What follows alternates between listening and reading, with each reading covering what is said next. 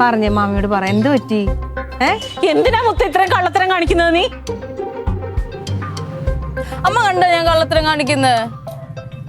ഇനി നീ കിടന്ന് വേഷം കെട്ടരുത്, എന്റെ കയ്യിൽ കിടന്ന് നീ മേടിക്കുന്നീ. അമ്മ വന്നപ്പോ മോളൊരു ബുക്ക് എടുത്ത് ഒളിപ്പിച്ചല്ലോ, അത് അവിടുന്ന് മാറ്റുകയും ചെയ്ത്. അത് എന്തുവാന്നങ്ങ് പറഞ്ഞാ പോരെ? എന്തിനാ അവരിട്ട് ഇങ്ങനെ വിഷമിപ്പിക്കുന്നത്? എനിക്ക് താല്പര്യമില്ലാത്ത കാര്യം പിന്നെ എന്തിനാ ചോദിക്കണേ? താല്പര്യമില്ലാത്ത കാര്യം നീ കല്യാണം കഴിച്ചിട്ട് നീ വീട്ടിൽ നിന്ന് പോ. എടി മുത്ത, നീയല്ലേ ഏറ്റവും മൂത്ത കൊച്ചി ഈ കുടുംബത്തിലെ. അപ്പൊ നിന്നെ കണ്ടല്ലേ ബാക്കിയുള്ള പിള്ളേരെ എല്ലാരും വളരേണ്ടത്. നീ ഇങ്ങനെ കള്ളത്തരം കാണിച്ചാലോ? ഡാഡി മാമനും വന്ന ഇതായിരിക്കില്ല അവസ്ഥ, സത്യം പറഞ്ഞോ? ചെല്ല്, നിനക്കെല്ലായിരുന്നു അത്യാവശ്യം. എന്താ കുടത്തിന്റെ താഴെ വെച്ചിട്ടുണ്ട്, അവനല്ലേ എല്ലാം കണ്ടുപിടിക്കാൻ നടക്കുന്നത്. അപ്പൊ എല്ലാവർക്കും സമാധാനം വരുമല്ലോ. എന്ത് സമാധാനം? ഇപ്പൊ ബുക്ക് ഉണ്ട്, അവള് വായിച്ചിട്ടും ഉണ്ട്, എടുത്ത് മാറ്റി വെച്ചിട്ടും ഉണ്ട്. ഇത് കഴിയുമ്പോ എനിക്ക് സുനിച്ചേച്ചിയുടെ അടുത്തൊന്ന് പോണം. അതെന്താണ് ഇപ്പൊ ഇവിടെ പറയണ? അതാണ് ഞാൻ പറഞ്ഞോ, അതാണ് നിങ്ങൾക്കൊക്കെ ഉണ്ടായിരുന്നേ. ഞങ്ങളൊക്കെ ചോറിനിട്ടാ ജീവിക്കുന്നത്. അത് എന്റെ പ്രൈവസി അല്ല. അതിൽ എന്തിനാണ് പിന്നെ നിനക്കെന്ത് പ്രൈവസി? ഈ പ്രായത്തിൽ അച്ഛനമ്മ അറിയാതെ എന്ത് പ്രൈവസിയാണ്?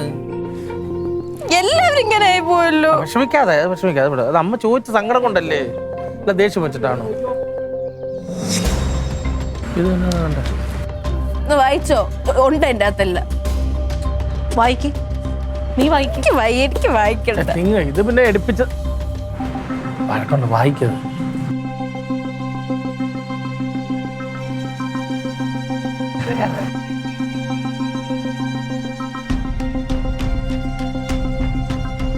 അഡ്മിഷൻ ഫീസ് മൊത്തം ചിലവ് 1,95,000 രൂപ. അതിൽ മാമൻ 75,000, പേഴ്സണൽ ലോൺ 75,000, അമ്മ കുടുംബശ്രീയിൽ നിന്ന് എടുത്തത് 25,000, രജിസ്ട്രേഷന് മാമിയുടെ വള പണയം വെച്ച് 45,000. ഇതല്ല ഇല്ല, അതിന്റെ അത് വേറെ ഇരിപ്പുണ്ട്. എന്തിനു കള്ളം?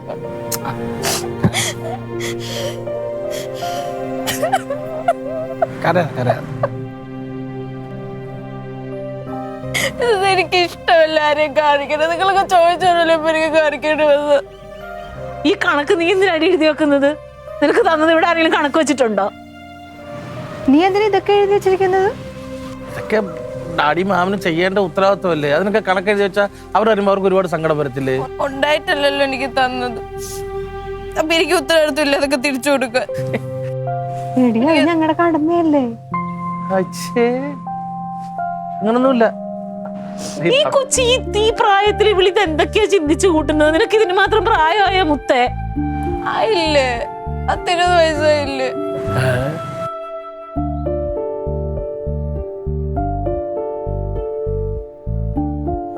ഇപ്പൊ എല്ലാവർക്കും സമാധാനമായല്ലോ. ഇതൊക്കെ ഇനിയിപ്പോ എപ്പ തരും?